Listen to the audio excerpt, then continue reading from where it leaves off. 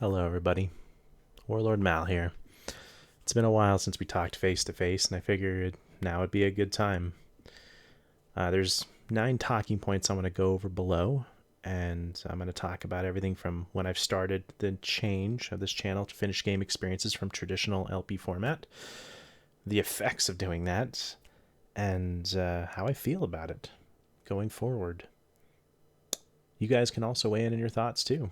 I mean, you're watching me all the time, you're longtime viewers.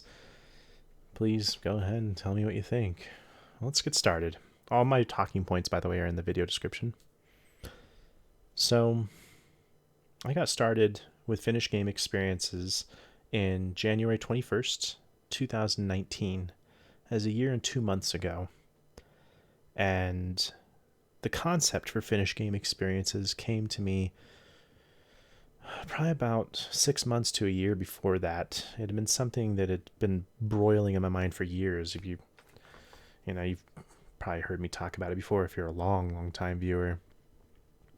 And I just wasn't happy with finishing a game by recording everything and uploading it, and it would just look like a hot mess to me, unfortunately. It was just me going through a game, and I did my best. I never tried to be super sloppy. But I just wasn't satisfied with a non-edited experience. And I needed to do something more, something I was proud of. So that's kind of where we started in the past. Since that time, 1 year and 2 months ago, I've finished 20 games. I have 20 individual videos on my channel, and each video is a completed game. Of those 20 games, 13 are strategy games. And I'm going to go ahead and walk through each of them and kind of talk about my thoughts a little bit. I'll start from the oldest and move up. My first one that I did for strategy was AI War. Now, AI War, that is a monster of a strategy game. If you haven't watched the video for that,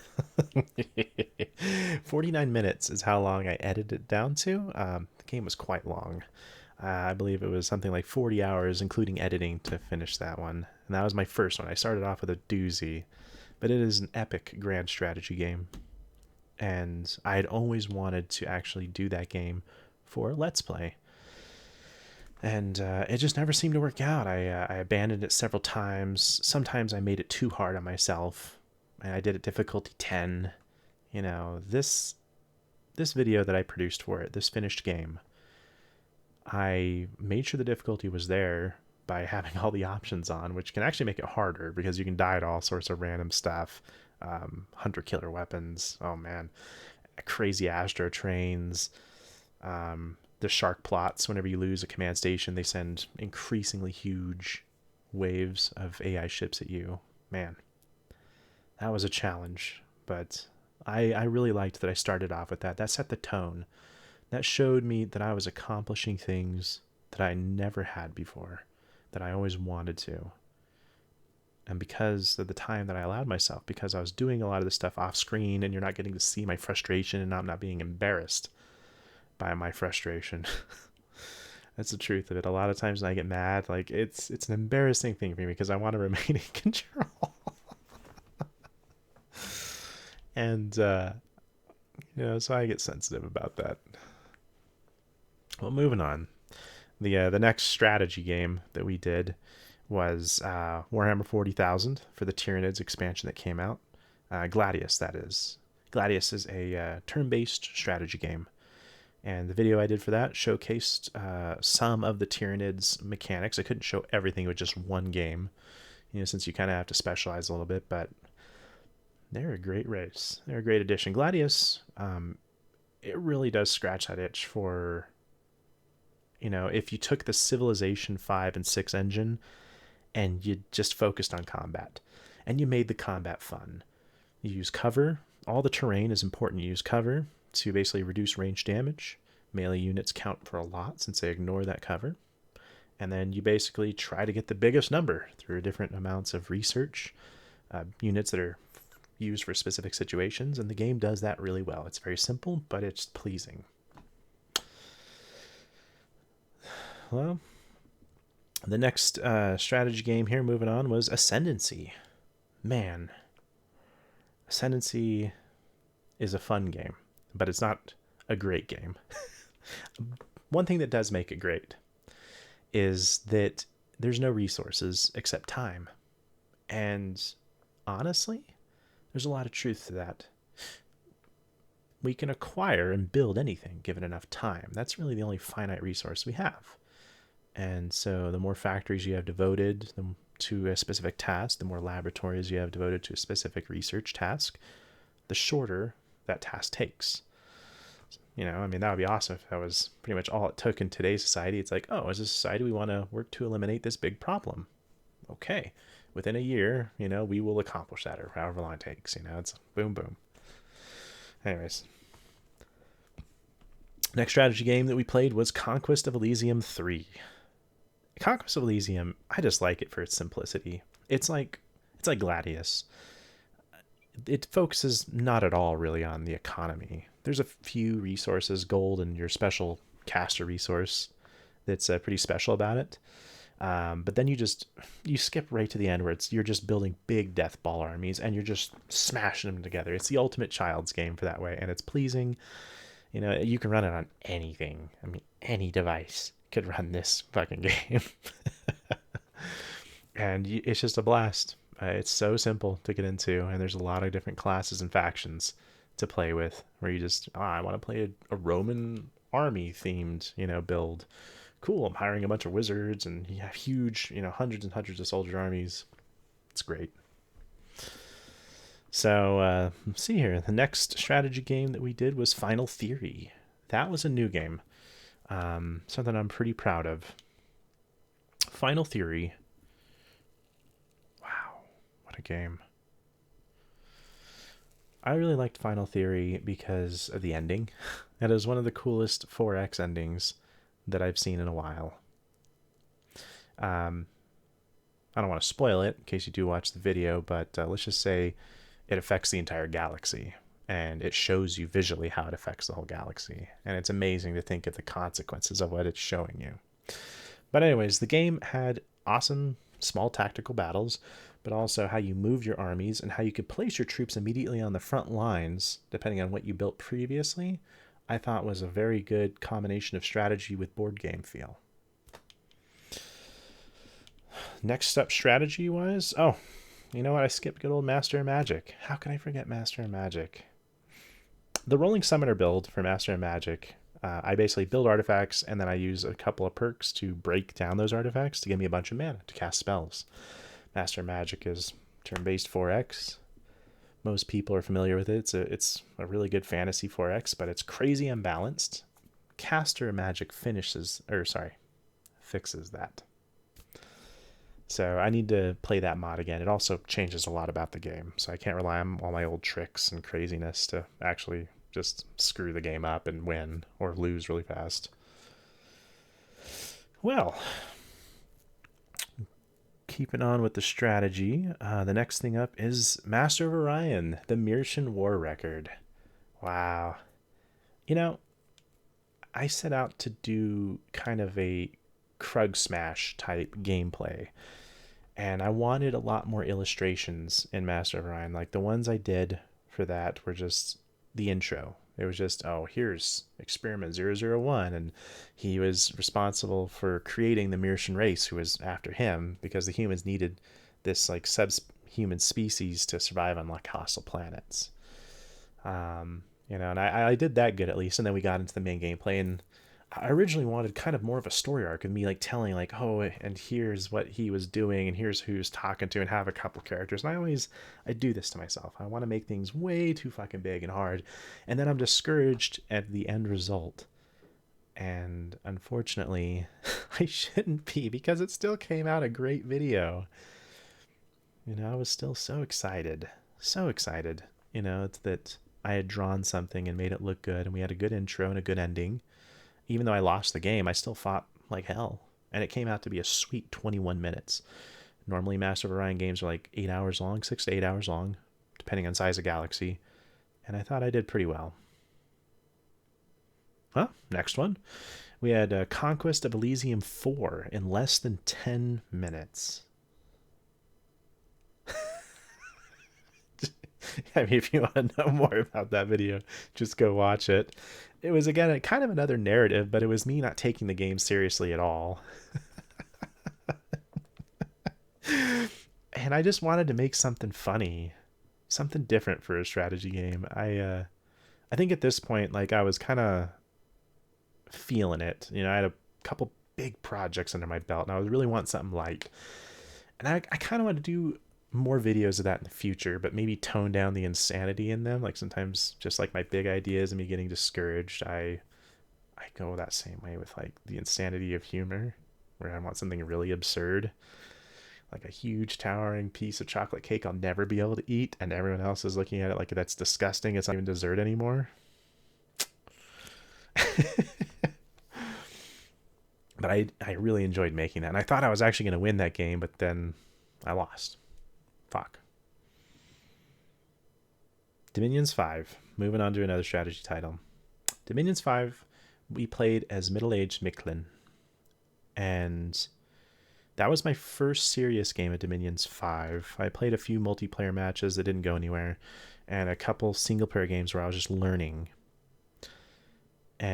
But I really liked making that game because I was seriously into the lore of the Mictlan people, of the Nahuali, and of Central / South American, like mythology.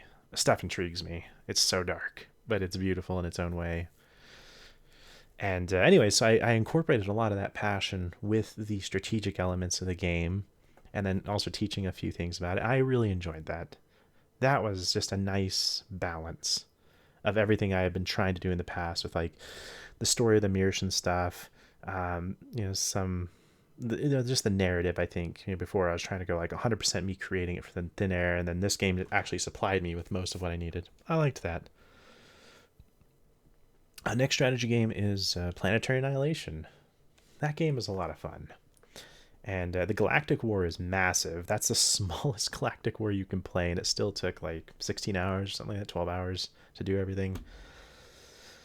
But it was a lot of fun. I actually was discouraged because I wanted to do another video, another finished game experience of that, but in a huge solar system of, I think the max planets you can have is like 30.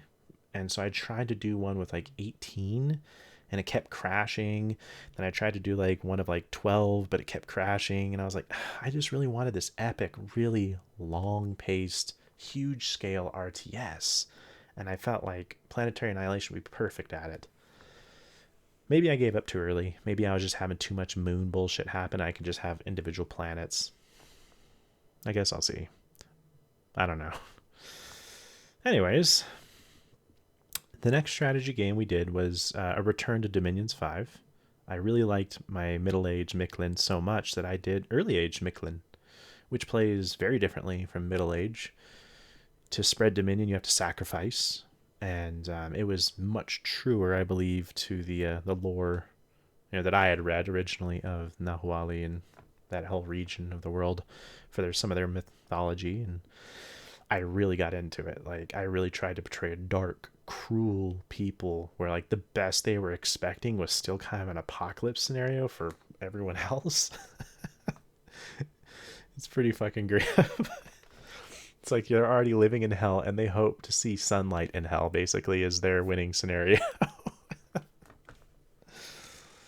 But I had so much fun putting that together with the music that fit it. I had a great time.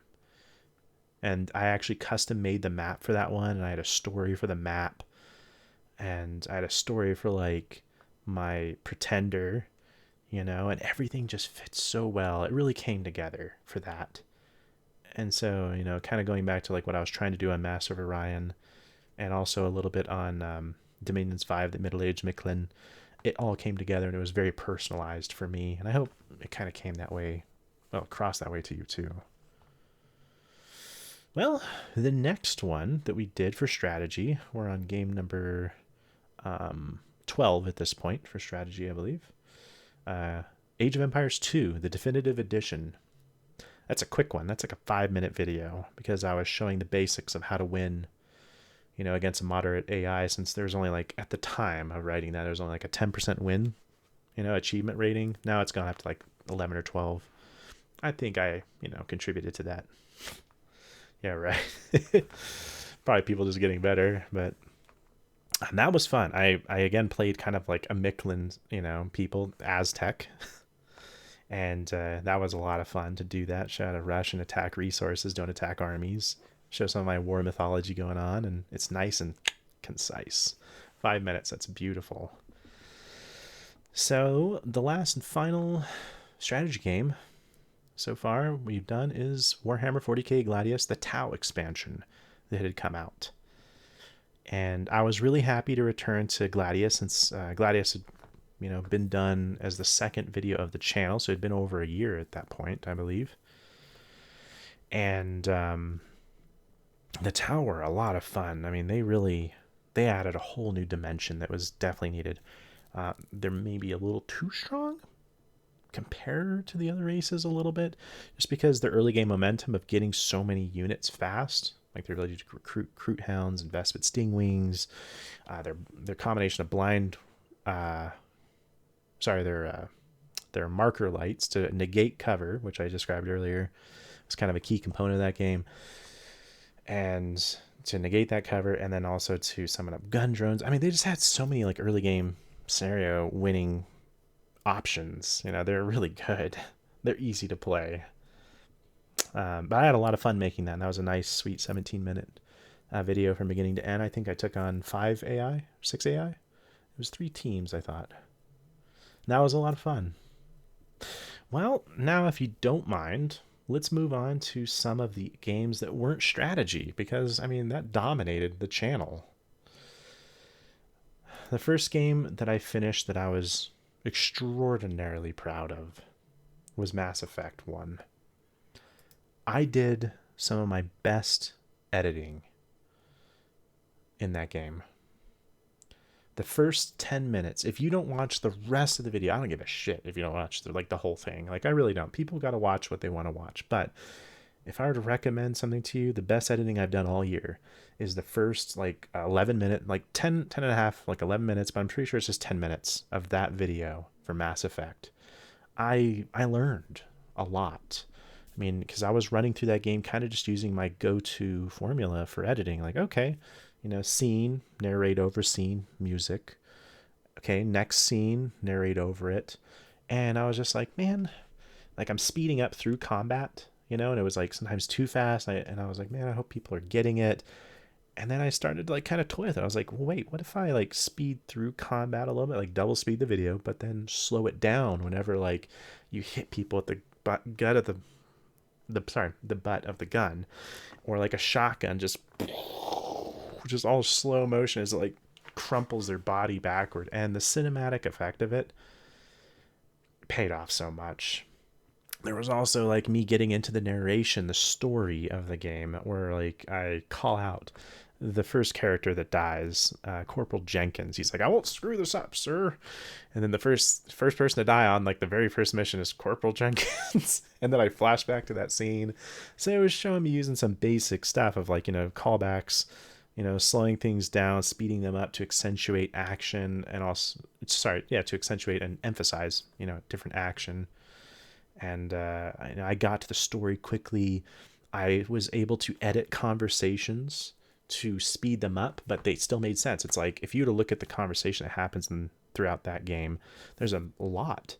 There's a lot of choices. And for that, I kind of tried to explore the conversation with each character, but then they don't need to hear the first 3 sentences, because they're kind of just summarizing what they're about to say in the last sentence, or the first sentence is kind of said twice or 3 times. They did that a lot in Mass Effect, I noticed, as I edited conversation. So a lot of that is actually very quick to the point, and you really get to experience the game very fast, because there's a lot of speech in that game. That's why that video is 2 hours long. Anyways, moving on. SimCity 2000. That was the city builder we did for this year. I usually try to do 2 or 3 city builders. 2000 this year, what did we do? It was an oil town. And that was just a sweet, easy video. I've been doing that one. I was just exhausted at that time of the year. I was just down and sad and depressed, and still trying to make this work. We'll get to my feelings a little bit later about like this whole thing, but needless to say, I was really happy with that game because it was a comfortable friend. I built up a beautiful city, named different parts of it after our subscribers, and it turned out great. Just satisfied with it.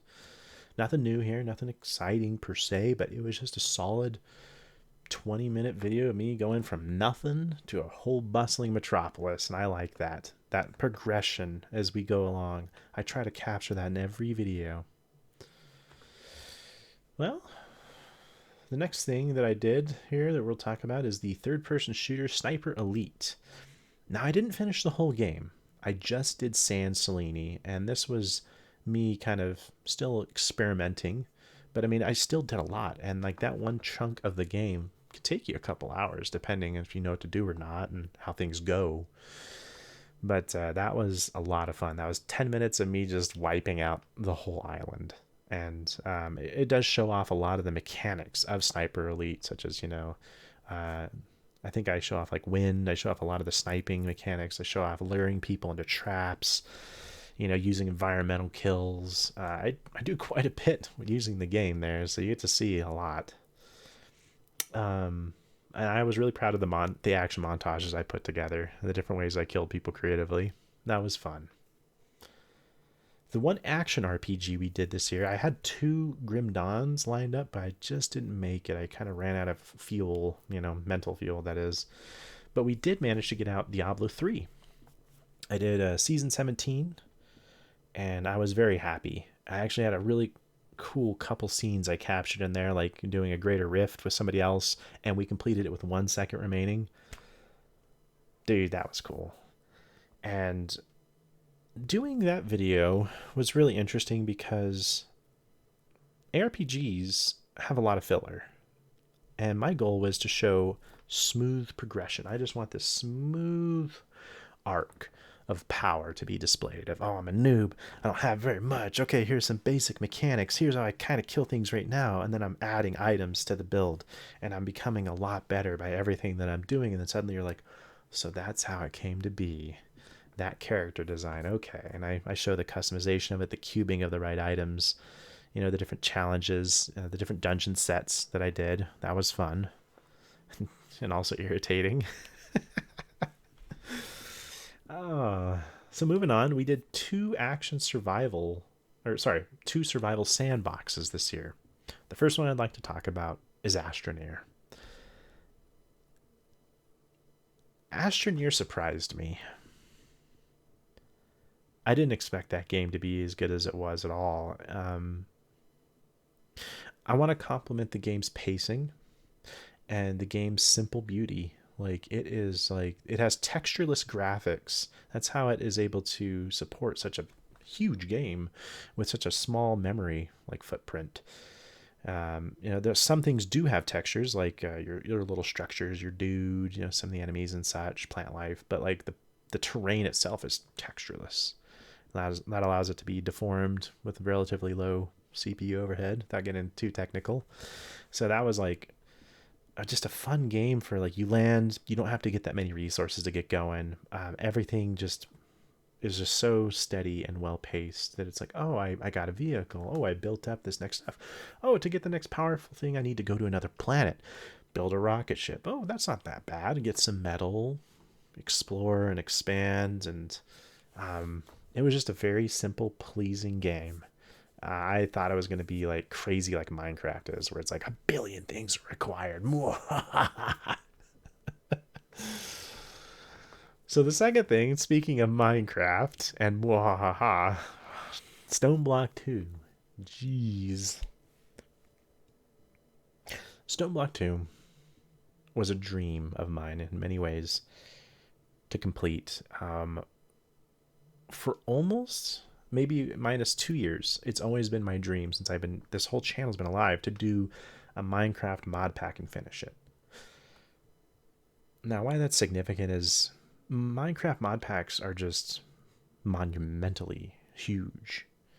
they take hundreds of hours to accomplish, you know, and there's a lot of things that can go wrong with them because they are modded.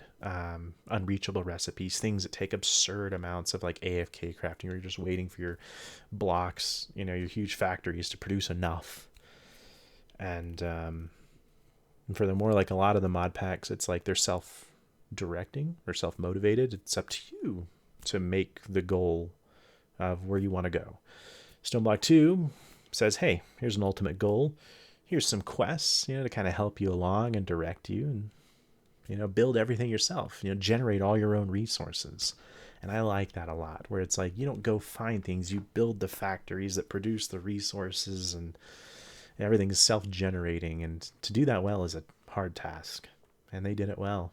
And that mod pack is the longest I've ever played for a single game. Like, that was 137 hours, minus a couple hours for like, no, that was 137 hours time played, plus another like 2-3 hours for editing. The way I recorded that one made it easy to edit, because I recorded everything in like, okay, here's me doing a thing, here's one video, and then I just stuck together all the videos. And that's my number one accomplishment for this year, is StoneBlock 2, and doing that for this channel. It was so hard, and I actually like started and stopped that individual mod pack 3 times. So like I played that over the course of the entire year pretty much, and I had several month-long breaks from it. Whew. All right, we're almost through this, guys. The last game to talk about is Mechanicus. That was our squad-based tactics game this year. And Mechanicus, that was a refreshing squad-based game.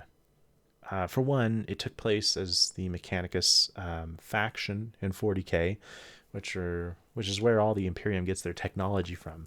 If you don't know much about 40k, well, let's just say like technology and how to make it is all but lost to the Imperium, and the Mechanicus preserves their technology through, it's like half sorcery, like, you know, and then 25% actual science, 25%, you know, them praying like that it works, because they don't know if it'll work or not. You know, the other half is like, you know, weird rituals that happen to make it work and do the right thing. You know, and then like there's a lot hinted in the 40k universe that the machine spirits that make guns and computers and everything else run are actually kind of real. Anyways, that was a fun game because cognition was a resource where you had to take action in order to take powerful actions. That eliminated the aspect of many games where it's like, oh, I have all these very powerful weapons and I'm just going to alpha strike the enemy to death. This game was like, okay, I've got to move to these specific parts of the territory to get the cognition points I need to use the big gun or the powerful ability. And then there was a few things to offset that, like, okay, I had a card, you know, or 3 cards. You could use them one time per like mission, and each mission had like 3 or 4, you know, battles in it. So you had to kind of manage your resources wisely. And then after each mission, you could upgrade your priest. So it was like XCOM 2, you know, with like this limited in-game like resource for using your best stuff. And you could generate a little bit of these valuable cognition resources per turn, so you could eventually use the big gun, you know. And so for that, I have to applaud it for its pacing. Again, that just gradual scale of you're not so good and then you're awesome. And that happened every battle. So it was almost like you were playing an RTS in RPG, you know, squad-based tactics form.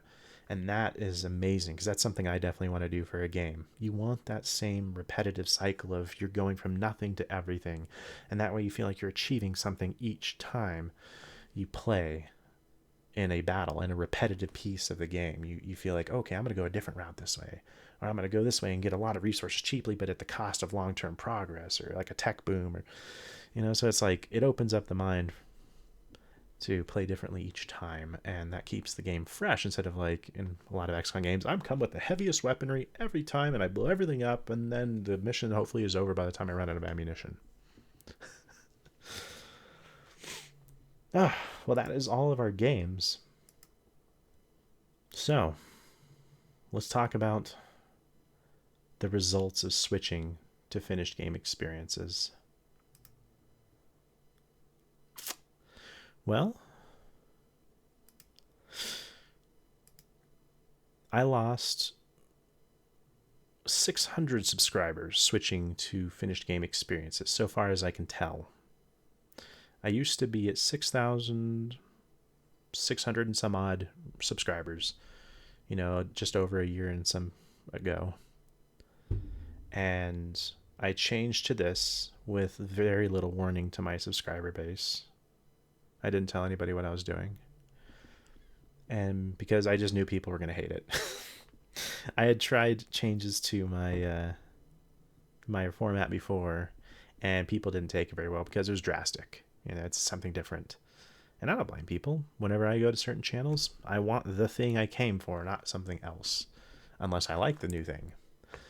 But for the most part, I go for a very specific thing that I want. So it's like going to the grocery store and you want to buy a roast chicken, and they're like, we don't have that anymore. We stopped selling that. But here's a basket full of raw, snails or something. Hopefully you like my game a lot more than raw snails, but you get the drift. It's a very different flavor, very different meat of gameplay. And I lost a lot of subscribers. I lost a lot of people that were looking forward to the traditional format. That was the results. But at the same time, I'm happy. I had to make this switch to stay happy. I can't tell you how depressing it is. And it's not your fault, it's not anyone's fault. But how depressing it is whenever you upload a very, a big series and it's once a day, you're not spamming anybody. You think you're doing everything right. You think you have good content, and, you do have good content, but you see that the first 10 videos people watch, and then maybe like the last couple videos in a series they watch and comment on, but everything else is kind of dead. It's like people probably watch maybe a few seconds of it. So, and I thought about why. I was like, well, it makes sense. I don't watch Let's Plays at all, to be honest. If I do, it's to learn something about a game. But I don't generally turn people on and watch them play like a game. So I'm bad. I'm a bad person to ask, like, who's your favorite Let's Player and shit. Like, there's people I've watched that have entertained me for sure, but I just don't stick with them long enough. I'm just kind of an anomaly. I love to create this stuff. I don't like to watch it. And, so I created these series that were really long, like 60 to 100 videos long, and like I would have like maybe a couple, comments, and that's it. And so I was just like, well, I mean, if you look at it, these are monumental things to watch. These are like, I looked at like Geneforge 1, for example, like 29, 32 hour long series. And there's people that do like it. But I wanted to create things that I wanted to watch. And, these are the videos that I like. It's like, okay, I can sit down and watch the entire game in 20 minutes, even 45 minutes. If it's really long, that's worth it. That's a lot of value. So that's why I did the switch. I had to stay happy. So number 5, do I miss making traditional Let's Plays and streams? Yes, I do miss making the traditional Let's Plays and just streaming. The main reason for it is because it's easy. There's no editing involved. It's just me hitting a button. I talk at the camera, in the in-game, and make sure my voice sounds good, and then I upload the result. If I want extra points, I do like a cool looking thumbnail. And that's it. And then I do this until the game's finished. And so I miss that sometimes, where it's just like, I just want a game I can relax to and chill to. And that's the part I miss. And streaming especially. Oh, man. It's like everything is done for me. Like, I don't have to upload a video. It's like just done. Like, I hit that button and I'm like, hey guys, what's up? Let's play a game. And I do that until it's just finished, or I get where I want to. And like, that's easy, and that's accessible. And then the result is stored on YouTube automatically. Man, that was really good. I do miss that. So I miss the ease. And for streaming, I do miss talking with people during the game, but a lot of times it was off topic, whatever. But yeah. So, number 6 here. How do I feel about finished game experiences? Well, I kind of covered that before with, why I had to go to it, but maybe to emphasize the point, would I change now that it's been a year and a couple months? And I actually had to ask myself this question 3 or 4 times during this whole year, where I would get really down and depressed, seeing things change negatively for like views, subscribers, and stuff. And even though I'm getting like less views and everything else, like the individual videos are still popular. They still get hundreds of views. You guys are definitely watching it and at least, enjoying it as much as you did the old content, or I'm just attracting new people. But I still see quite a few familiar faces, and I've had a lot of good feedback that this is good. And I've had people that have watched this for a while tell me that, there's so many games out there that are very long and repetitive and dull that they wish they could see that game done in this format because it makes it bearable. And when I hear that, that makes me smile and be like, it's worth it and it's working. My thoughts and my on why the traditional format doesn't work as well, it's real. So that's how I feel. I feel like it's paid off, and it's a lot more work than traditional, format, but it's worth it. And not only that, when I look at my channel, it's 20 videos of sweet content that's concise. Each video is a game. I mean, that tickles me. For some reason, I was like, ooh, yes, each video is its own completed game. And barring Mass Effect being at 2 hours, or, a couple of the other games are like 1 hour long, like, there's nothing that's like insane. Like the 2 hour thing for Mass Effect is just, it's a role playing game. It's gonna be big. I did my best to chop it down, but still show you, like, you'll definitely know what's going on in all the planets, on most of the quests. It becomes hard to edit whenever you're chopping out like truly game essential stuff, So, but I mean, everything is very like concise and entertaining. I have full faith in that, and that makes me feel good. Well, what do I want to accomplish for 2020?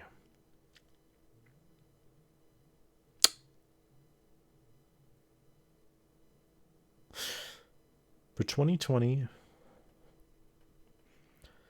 I want to stay the course. I would definitely want to keep with finished game experiences. That's not changing. I want to be more consistent though. I think that's the very honest minimum goal I would like. I think most of the time I go 1 month releasing a video, and I would really like it to be, sometimes it can be quite a bit longer than that. There's been a couple times where it's been like a couple months, I think, like 2 months almost. But I try to release it once a month. I think I would really love it if I could do one every 2 weeks. I figure if I do an hour a day, that's 14 hours. That's enough time for me to finish something. A strategy game. The tricky part comes in some of these other games where it's like it is taking me like 30 hours to finish an RPG or something like that.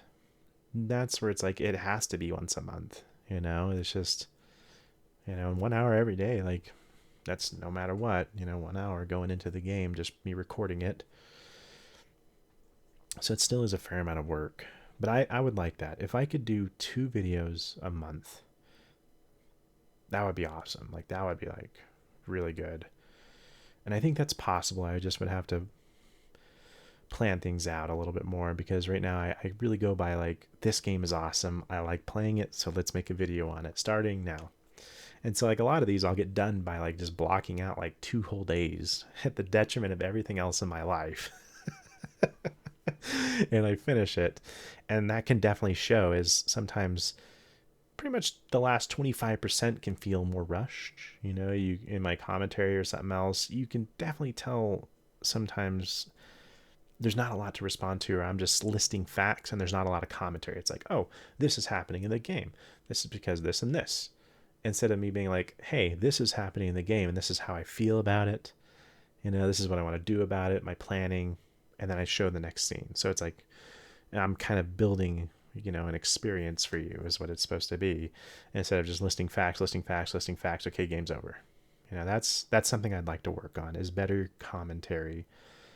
You know, like, hey, this is happening, damn it, this sucks, or hey, this is really good because it'll create this situation. And I do that pretty well, but I feel like I could work on it more. That's my goal, is those two things: 2 videos a month, better commentary. I think that's good enough. So if you guys are still here, not dead after all this time, I want to thank you. It's been a rough year for myself in a lot of ways, and this has been a nice escape. And a lot of times I want to quit this because it's work, but then I go back and I view a lot of my videos and I'm like, this is something I'm proud of.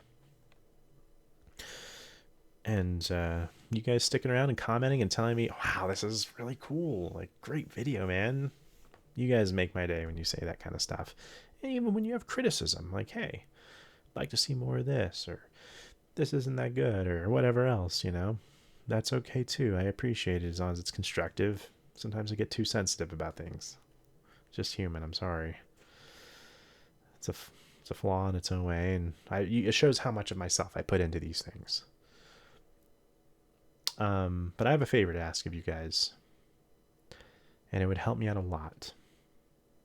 You know, because of everything that I have lost and my own infrequency of posting things, you know, and also because these videos do take a lot more work than the old format, I would really appreciate it if you could share your favorite video that I've done this year. You know, or if you have something older that you want to share, but, you know, I'd really prefer something, you know, like the finished game experiences. If you could share one of these links out onto a forum or with a friend, just share it with somebody else. You know, get these video links out there, and to show people that there's a new flesh in LP, and this is the way. But if you could share the link to like one of these things, you know, something that you really liked, to people that it's relative to, don't just spam it. That would be awesome. On Reddit, on a gaming forum, to a best buddy of yours. Thank you. Well, that's the end of this year. Now to face the rest of 2020. Many more games to play and conquer.